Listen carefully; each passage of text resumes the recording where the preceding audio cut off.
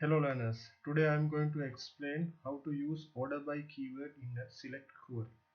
So the order by keyword is used to sort result set in ascending or descending order.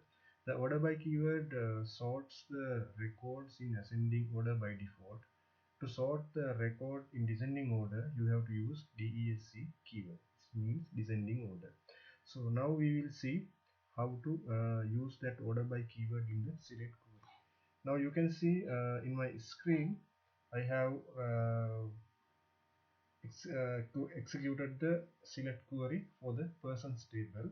So if I need to order the first name by ascending order, then you have to use by order by, then you have to mention this one, then you can see the first name column has sorted according to the ascending order. So if you need to order by descending order, then you have to mention DESC keyword, then your output will be uh, order by descending order.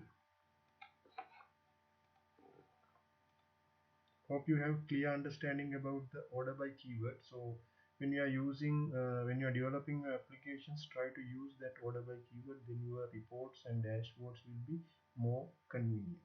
Thank you.